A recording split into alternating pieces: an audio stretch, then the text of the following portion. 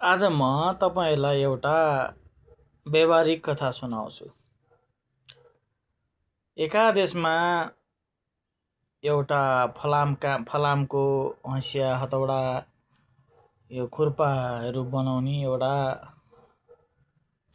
Mechanic रहेछन्, बनाउने मान्छे रहेछन्। एक दिन उनले खुर्पा साँध हाल्नलाई आगेनामा तताइराखेका थिए अनि त्यो धेरै तातो थियो। उनका सानो बच्चा पनि थियो जो तोते बोली बोलेर अहिले भर्खर चाहिँ हिँड्ने अवस्थाका थिए। अनि त्यो बच्चालाई पोल्ला भन्ने डर थियो उनलाई। यताउता कुदिरहेका थिए ती बच्चा, 4-5 वर्षका बच्चा यताउता कुदिरहेका थिए। उनलाई सम्हालन पोल्लान् भन्ने डरले उनले त्यो पानीमा डुबाए। जुन साँध हाल्नलाई हामीले त्यसरी चाहिँ धार लगाउनलाई पानीमा कुनै केमिकल युक्त पानी होला सायद, त्यसमा डुबाइन्छ।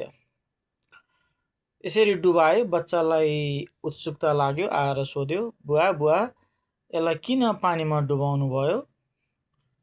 बाबाले सहज रूपमा बच्चालाई उत्तर दिए, यसलाई ज्वरो आएको थियो बाबु, त्यसो भएर यसलाई पानीमा डुबाएको।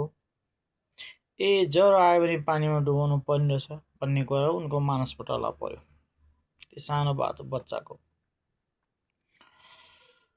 अनि एक दिन ती बच्चा स्कुलबाट घर फर्किरहेका थिए। घरमा बुबा बेडमा सुतिरहनु भएको थियो। बुवालाई चाहिँ बच्चाले सोधे, बुवा तपाईलाई के भयो? बुवाले भयो, मलाई ज्वरो आएको छ बाबु। ल हजुरलाई पनि ज्वरो आयो? एकछिन पर्खनुस् है त भने। उनी बाहिर गए। एउटा सानो बाल्टिन जुन उनले बोक्न सक्ने थिए, त्यो बाल्टिनमा पानी लिएर आए र उनले भने, बुवा हजुर यो बाल्टिनमा बस्नुस् न। किन बाबु? अनि हजुरलाई ज्वरो आयो भने हैन? अनि यो पानीमा बसी तपाईलाई शीतल हुन्छ, बिसो हुन्छ। हो, मैले यो कथा किन जोडेँ त भन्दा मानसपटलमा सानो बेलामा जे पर्यो त्यही नै सही हुन्छ भन्ने कुरा बच्चाहरूले लिन्छन्। त्यसै भएर हाम्रो बालबच्चाहरूलाई हामीले सानो छँदाखेरि जे शिक्षा दियो त्यही नै टपक्क टिप्छन्। परिवार नै बच्चाको पाठशाला हो। त्यसै भएर बच्चा सानो छँदा आध्यात्मिक कुराहरू सिकाउने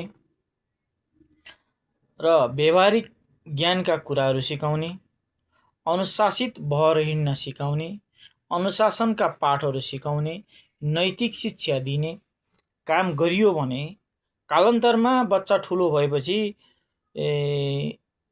उनीहरूलाई धेरै कुराको ज्ञान रहन्छ र कुनै पनि अवस्थामा एकहोरो शिक्षामा उनीहरू बाँधिन पर्दैन।